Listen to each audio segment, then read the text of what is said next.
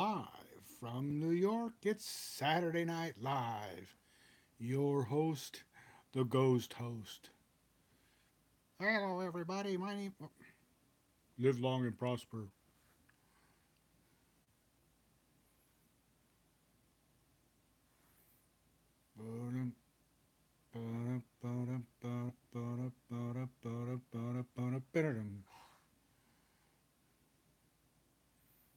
Dun dun dun dun dun dun dun dun dun dun dun dun dun dun dun dun dun. You know, oops, somebody came in and left. Well, okay. I mean, this is nothing fancy here. Everybody, I don't know what to do. Thank you for joining me. You can watch the TV. Zoom doesn't work, so you can't Zoom. What's this here? Hi there, one fluffy mama. How you doing, sweetheart?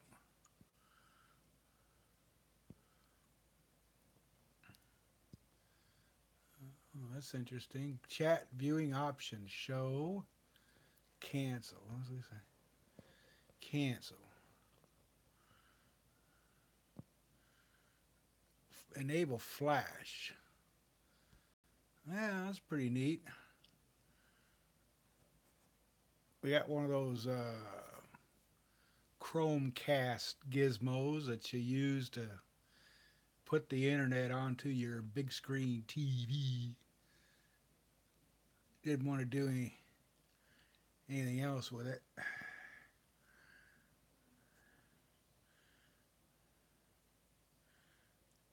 Okay. All I'm doing right now, I'm just kind of trying to get used to using this feature of the YouTube Go Live. So let's try that. That's not that's black and white. That's documentary. Dawn. 8 millimeter. Beam. Silver. That's we're being haunted by somebody. That's sketch. These are different video options.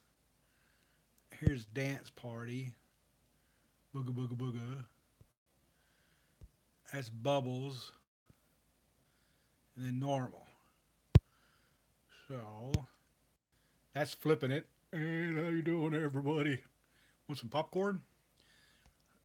And that's back. Chromecast Max volume. Uh, yeah, we'll turn that off. Yeah, we'll turn that. How do you turn it off? Okay. So we've been up here for 3 minutes and 30 seconds. Uh, there's a dog somewhere hiding in there. I couldn't see that. That's Bridget. And I got okay. We got a like. That's good. Got a like. Uh, Say hi, Bridget. Where's your face? Where's your oh, is there a flash? Enable flash. That's what I wanted. Enable flash. Where's that at? Nope. That's not what I wanted.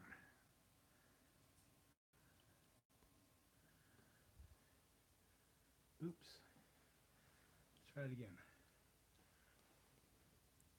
Say hello, doggy. Yeah, I'm a doggy. Oh, look over and see Eddie. There's Eddie. Eddie's the cockatiel. He's the bird that drives everybody crazy when we try to do videos. He likes to speak his mind.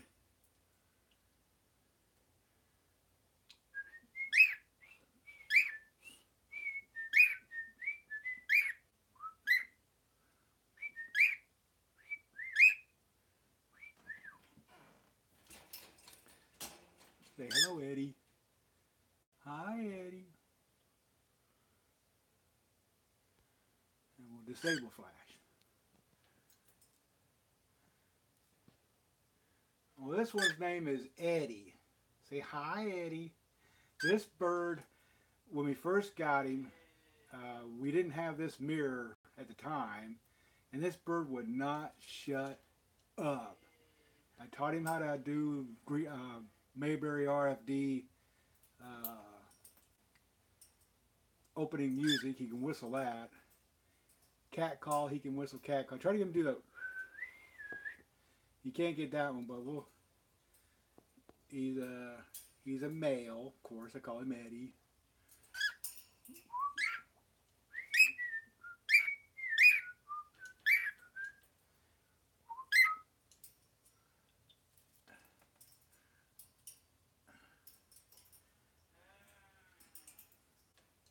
He's got a nice little perch up here.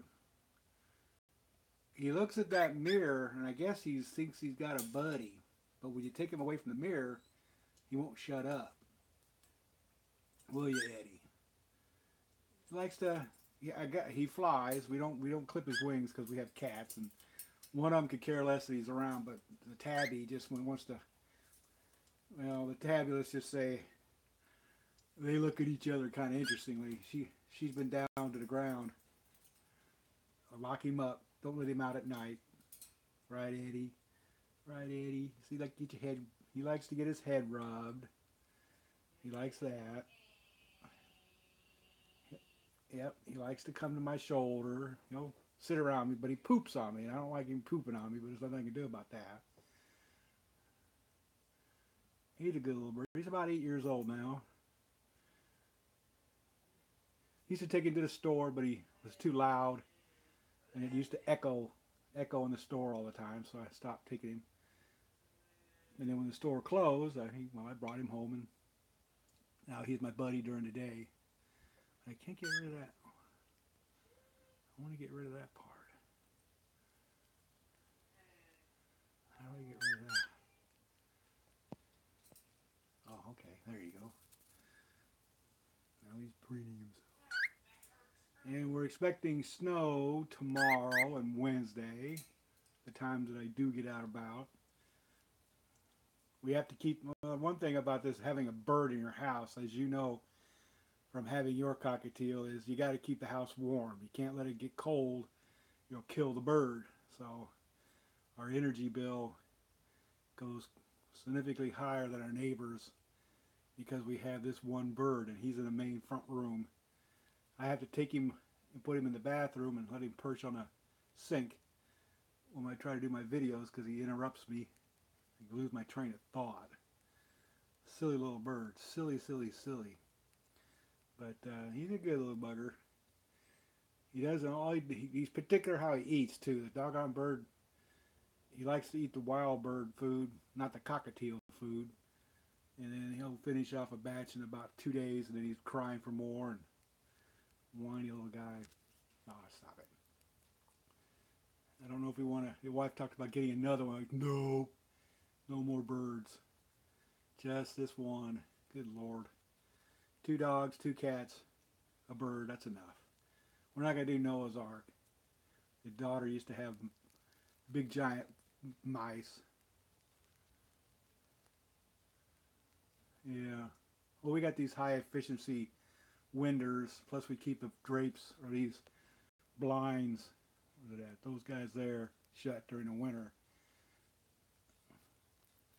Up here, and we live in southern New Hampshire, so the windows have to be super insulated and the walls super insulated.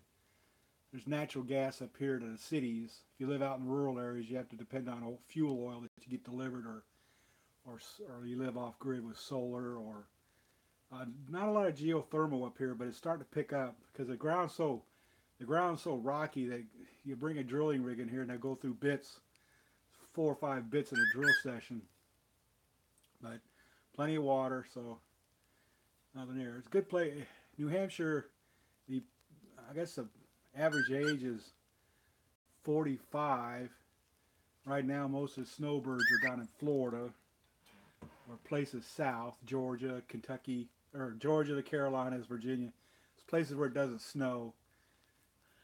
The only problem is with this state is they have a very high property tax Local and municipal property tax, car taxes aren't that bad. They go by a year of the car, then it gets cheaper and cheaper.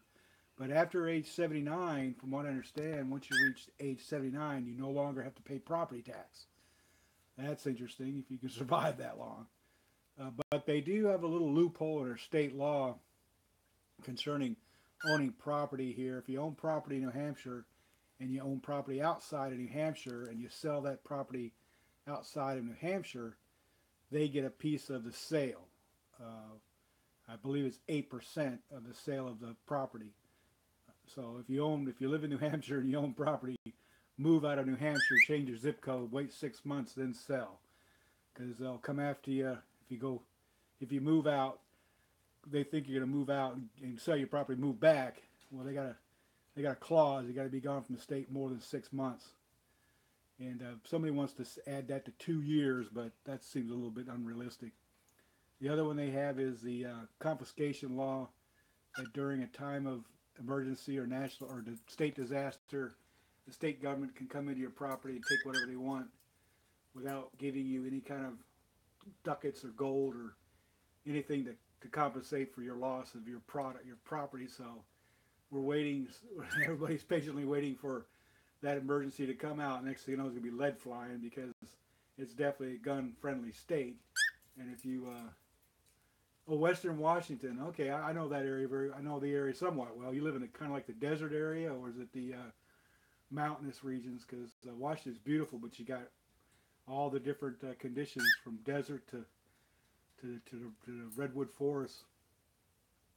See, I've been to Seattle, Bremerton. I was up in Bremerton in the 90s and in the 80s, early 80s, for ship overhaul, ship repair at Bremerton Naval Shipyard there in Bremerton. Interesting place to live. Winters are very mild, rainy but mild.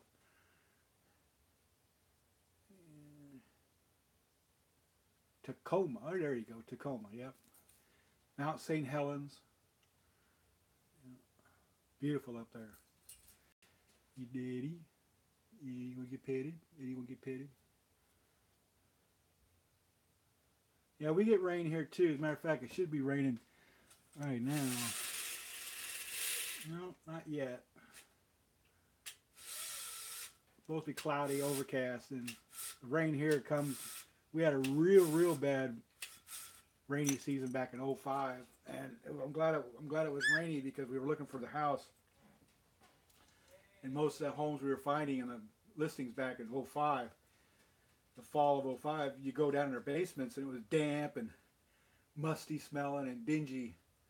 And after about another month and a half of looking for a home, we found this one here in southern New Hampshire, Nashua. They call it Nashua, where it was by a river. You look at the satellite images, we're by a river. We have a high school nearby, an elementary school nearby, so it's a great place for starter families. We're by farming, we're by wooded areas. We're not in a metropolitan area. I wouldn't live in a metropolitan area. If you paid me and drugged me there and had me tied to the wall, I'd still get out and leave. Being New England, they are definitely different. Very friendly. I got to tell you one thing. They're very friendly up here. Everybody's friendly. We have very low crime. Knock on wood. Knock on the bird. But we live near Boston, so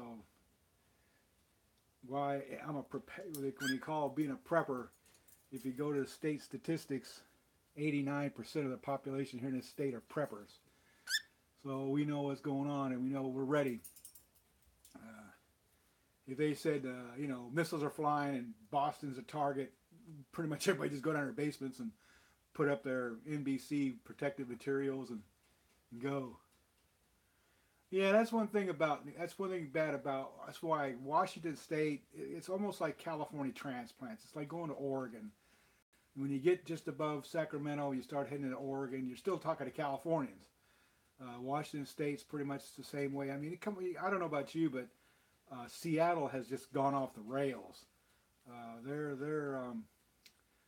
I can't explain it. I don't know what that thinking is, but they're not trend setting. You look at them and go, okay, figures.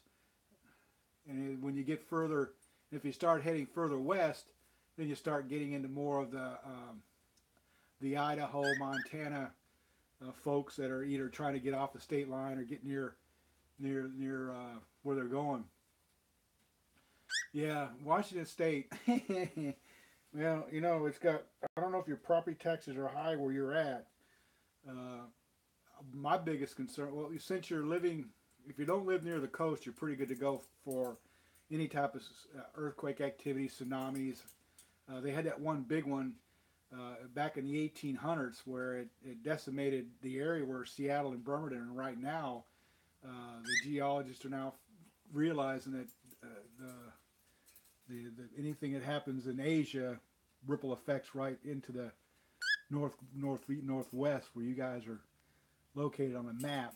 But earthquakes are prevalent in that area because you live along the fire, the ring of fire they call it, ring of fire.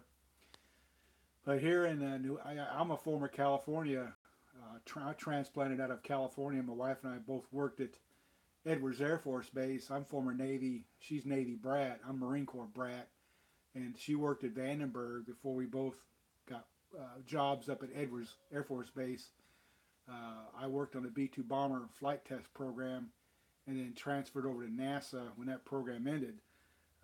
And that was a great job because I hated to leave it, but when the space shuttle program was canceled because of the age and cost and whatnot, my job went away. So I figured I'd better retire before that. And she was working for the same company I did, and then I transferred to a different contractor and different place. But then she ended up over at NASA also as a programmer scheduler for all the mission test support. And I worked in the Space Shuttle Transportation Western Aeronautical Test Range and tracked and had a telemetry radar site that we worked at. And I went mobile so I could take the equipment out in the field. And one of my primary jobs was to support any flight operations, flight testing worldwide. We ended up in Kauai, Hawaii at the Pacific Missile Test Range there in Hawaii. So that was kind of fun. Got to fly first class a few times on a government dime because they wanted us there overnight and the only thing you could take was first class. Those good trips. And then later on, when the program was coming to an end, the government was talking to the contractors and asking them, what would you guys want to do if NASA doesn't have a space shuttle program? Our reduction in force is going to have to occur. Anybody willing to transfer? And of course, I'm like, get out of California, or anytime you want. But my wife couldn't leave, so we were stuck. And then one night, I guess it'd be about 1999, there was some activity going on in South LA where the gangs were getting pretty bad. And we were living up in Palmdale, and in 2004, I believe, if I remember right, it was the springtime or getting ready to become spring. The TV news broke into their nighttime programming and started showing a high-speed chase of a car leaving the LA area, coming up into the San Fernando Valley, then up into the Antelope Valley. And strangely enough, I could hear the helicopter. We had a house that looked to the north, and it recently picked. And the problem was we could see the entire area because we had a balcony just put in, major house renovation. We figured we were going to be staying a few years and put a balcony up, and we were going to install a sliding glass door from our master bedroom out to this balcony patio. And I'm out there thinking to myself, I recognize where they're at. They're coming down Avenue S. Here, and then all of a sudden, right by our house, off goes this car, and 5 highway patrol, and the helicopter flies over, and there's this big spotlight, and I opened up the window and stepped out onto this deck, and was waving at the helicopter as it flew by. And my wife goes, "That's you. I can see you on TV right now." So I climbed inside, turned to her, and went, "We're moving now. We're going to put the house up for sale. We got to get out of here, because if they're coming up here, these animals from down in LA, it's just going to ruin it. The prices are going to drop. We're not going to be able to sell our house. Blah blah blah blah blah." And of course, This is way before the recession began and the political turmoils that occurred thereafter. But we left, sold the house for buku bucks. You're in California, in federal law, if you sell your house, no gains tax, blah blah blah. Banked it, paid off what was left of the mortgage on the house, which was nothing compared to what we got for it, and headed east. Never looked back. And see, that's a shame too, because once those things start hitting the press, the real estate market, these realtors are out there going, okay, who's going to start putting up for sale signs? And then once you start putting up a lot of for sale signs, that every time a sign goes up, you expect a 1% decrease in the value of the home because people are panicking to get the heck out. And then for whatever reason the crime rate starts to go up, it doesn't matter if it's a one-time shot. It's just all of a sudden now you got that stigma up here.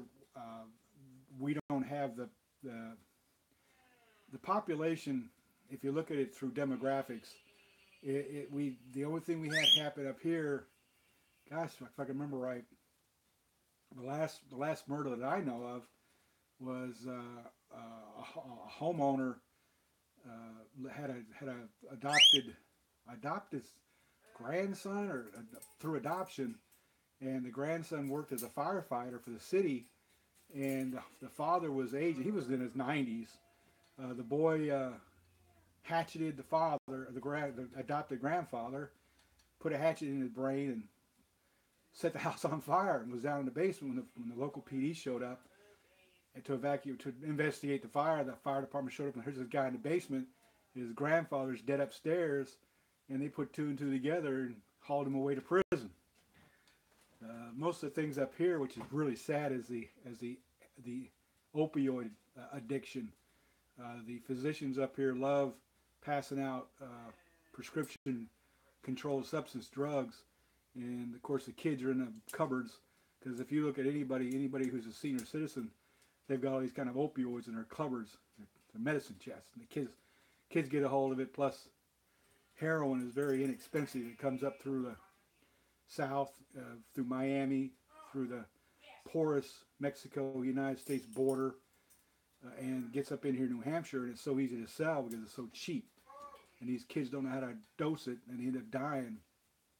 So our brand new Republican governor, Sununu, has decided to allow the fire departments complete leeway as far as taking care of anybody who comes in voluntarily, and then they get put into a drug rehabilitation program. Oh boy, guys, see, there you go. There's a good example. Here, you're on the opposite part of the country, and you've got the heroin addiction too. So I have no problems when I see these politicians talking about declaring war on heroin. But I got to be honest with you, we just had marijuana being legalized by the state of Vermont, and I have no problem with that. I have no problem with Massachusetts voting for it.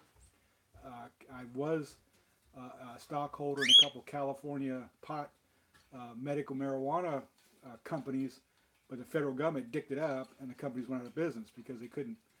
They were getting burned for money laundering because the federal government still trumps state orders, and now you got a big predicament with the Department of Justice right now.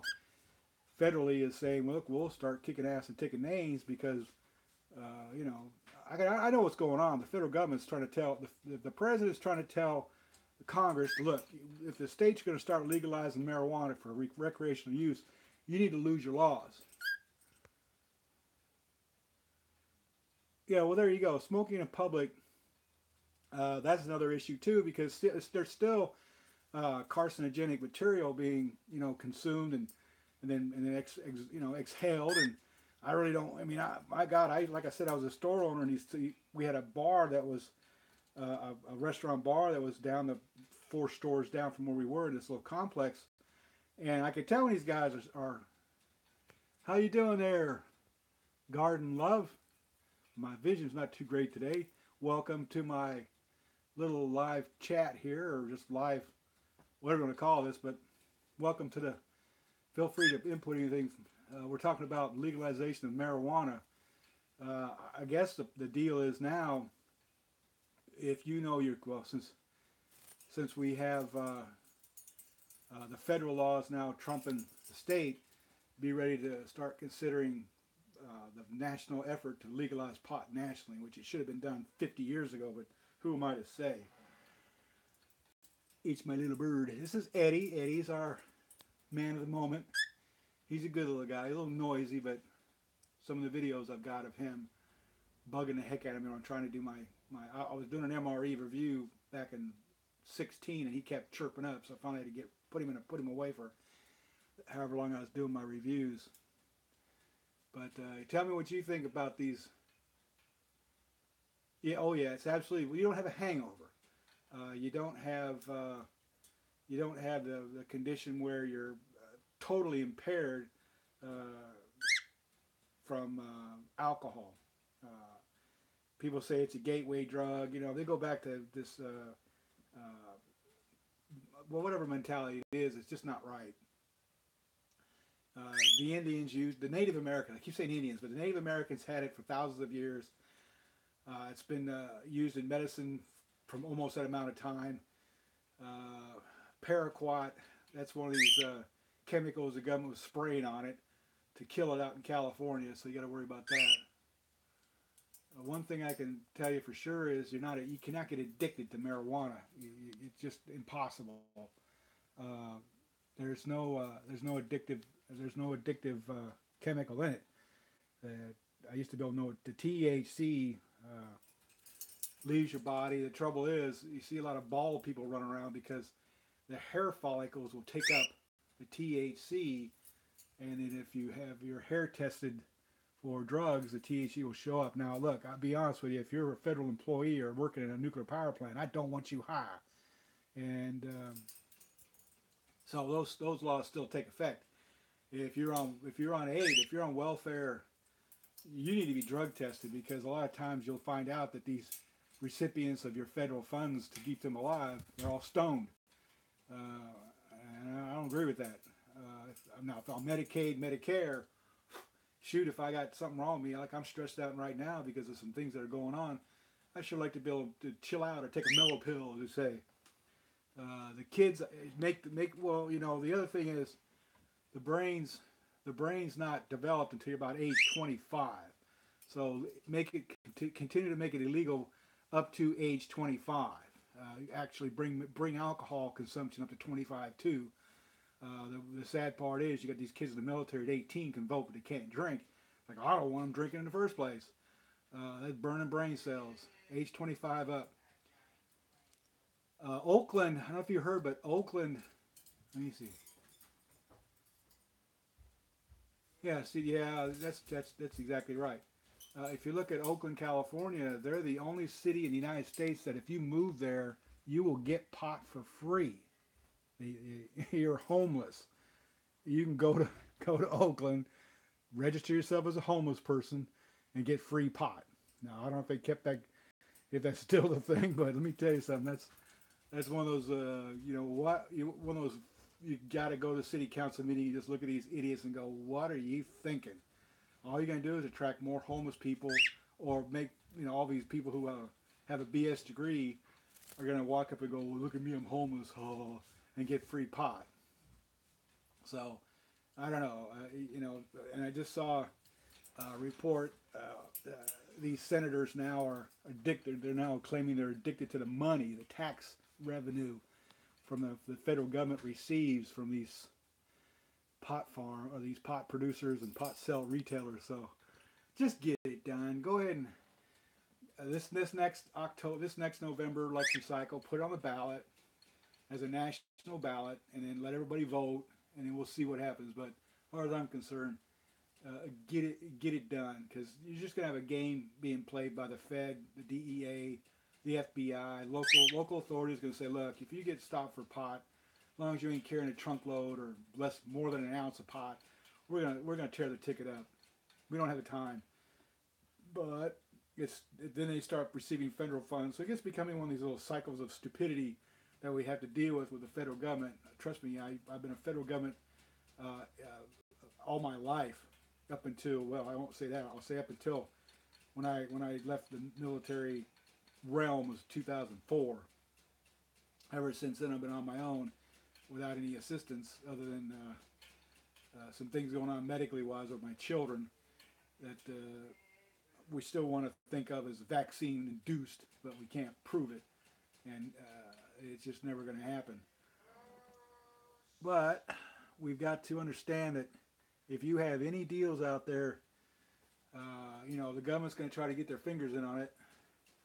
I don't know about any of you, this new, well, let's just say that if you're not, let's go back to being prepared, because I think that's the reason why you're here. Is my handle on this channel is being prepared, and you don't have to be super paranoid. Everybody worried about 2012 and the rumors that could be put about. Everybody has a reason. For me, it's a mass coronal ejection, which is not a good thing if you're anywhere near the sun. Another one is for us up here, winters, because we have had some serious times. We went 2 weeks without power, and it was one of those things where if you weren't prepared, you had to leave your house. And if you don't have any money, that's going to be difficult, because all you're going to do is create more hazards for the local civil authorities. If you live down south, like those, I still to this day wish that network TV would show more rebuilding of the Texas hurricane victims. I mean, those people down there, for crying out loud, every single home had damage done to it. I mean, every 100,000 homes had damage.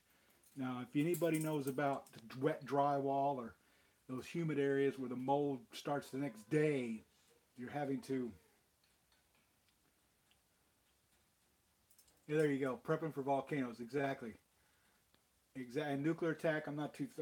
My opinion about nuclear attack is it ain't gonna happen, because we have what's called MAD, mutual assured destruction. We still have the triad, which is the Air Force missile silos in the Midwest, around Washington, as a matter of fact. You got missile silos out there. You got the nuclear submarine Navy. Then you have the Air Force bomber program, or the bomber system, the B-2 bomber, stealth bomber, B-1B bomber.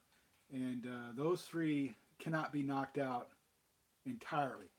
So there are some going to get through. Now, you could just about bet your bottom dollar that aboard those 3 aircraft carrier task force, there are nuclear weapons. Trust me, they're there. The Navy can either deny or confirm it if they're ever asked, but I'm going to tell you right now, I know they're there. They're low yield, but they'll be enough to take a small country and turn it into the Stone Age overnight. But just don't worry about nuclear war. It's what's going to happen is you're going to have biological and chemical warfare, which is worse, because right now with the flu season of 2018, take a look at that flu. If you look at the maps from the CDC, we're in a nuclear war or a chemical war right now. We're in a biological war. I mean, we heard about a 4-year-old passing away. You heard about a 21-year-old kid who looked like he was physically fit, and a 76-year-old person who has passed away. I think California alone had 27, or the whole total right now is 27. But we're in a process now of the flu season is one of those things where everybody questions the fact that every year we have a flu season. Every year the CDC comes up with which strain they believe is going to be the case and start producing vaccine and then storing that vaccine up. I this year chose not to have the vaccine only because I had a sneaking suspicion it wasn't going to be very effective. Yeah, see, you're still sick, and that's one thing that got me was I had walking pneumonia for 2 months and didn't even know it. But I had a cough, and I thought it was smoker's hack from when I smoked back 24 years ago. Found out that it was one of those things where you have to go duh. But I don't like antibiotics. I rarely take them. I told the doctor, I said, whatever antibiotic you do prescribe me, I'd only take it off my register for the next 5 years, because I don't want to have a strain resistant develop because of it. And in saying that, everybody else out there, if you're constantly getting antibiotics in your blood, you're eventually going to build up a resistance to whatever comes up next. And our biggest fear is H1N1. That comes out there, and everything happens, for a reason. But if you look at some of the early studies done in the 1960s by the U.S. Army in San Francisco, California, over a period of 7 days, they flew over San Francisco and sprayed a vaporized cold virus and started charting hospital admissions and emergency room reports, as well as medication purchases, to see how fast that cold spread. And within 1 week, 1/3 of San Francisco population had the cold, and the Army was satisfied, and the test was ended, and it went into classification. And it was 30 years before it got released that they ever did it, just like anything else. And see, there you go. 15 years is that's a good time frame. It's just, one of those things where you have to be up. Just know that if you ever do have to have antibiotics, here you go. But it will knock out whatever you get pretty quickly. I was taking a medication for a week and I was gone within 2 days, but they wanted me to keep taking it for the fact that it built up immunity. Yeah, that's exactly right. If you're looking at all these different strains, next year is going to be some other strain, and then the year after that. And here's what let me ask you guys a question since they got you here. If the state or the CDC says, here's a recommendation: everybody who has a cough, sneeze, or sniffle, you have to wear a face mask that will stop those viruses and bacteria from leaving your mouth. Would you be wearing Would you be willing to wear one? Yes, Eddie, I know. What are you doing there, buddy? The key is, like in Japan. When I was in Japan, I noticed not a lot of people, but one out of maybe a dozen would be wearing a white face mask or a blue face mask or a pink face mask. And the question is, would you be willing to wear a face mask if you had something that you thought was communicable out in public? I don't have a problem with it. I try to avoid large crowds altogether anyway, just for the fact that I don't like large crowds. Yep, there you go. That's from Fluffy. Yes, yep, there you go. See, that's exactly right. Now, kids in school. I mean, they had to close an entire school system because of the flu this year. Kids can't get an education. Now, and again, that goes back to technology. When we were working on the internet years ago, it was interesting that we could sit down and say, okay, I'm going to be at my house. I'll set up a secure network. I'll work from home when I could, and then when I couldn't work from home, I'd come in and we'd track the space shuttle and get everything said and done, and that was too. So if kids could stay at home and be educated via the internet through these new conference call type medium, it's okay. It's time to go outside and play. It's all supervised by the parent. If they're not I don't like public school. I think public schools have senior day come and gone. I believe colleges today have senior days come and gone, because most of the my freshman year in college, one of the professors came in, he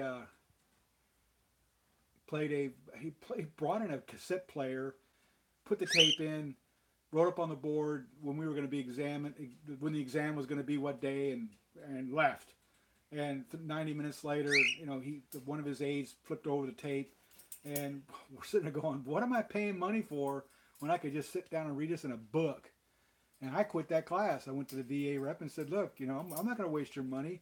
This guy is not even teaching. He's basically doing a lecture on tape. He could have made copies, and I could not have to sit in that classroom and take up the space. And the VA rep just laughed and kind of pushed back in his chair with his hands crossed behind his head and went, yep, heard it every day. You're not the first one today. So I canceled that class, and that was that. Got reassigned to a different class. But colleges today, to me, they're just a breeding ground of some kind of thinking. I mean, I was talking to a fella when my store was open. He happened to be a Marine Corps recruiter next door. Their station was next door to my business. And we're chatting one day, and he goes, did you know that in colleges right now they're teaching the concept of post birth abortion. I'm like, what? What the heck's post birth abortion? And he proceeded to explain it as well. Your id is your who you are, that voice in your head. Up to age 4, there is no id. Okay, I'm thinking, well, that makes sense. He goes, but yet if you're not really, your id's not going, you're not really a person. These people are thinking that, that's not really a person yet. Their brain is not kicked into human mode.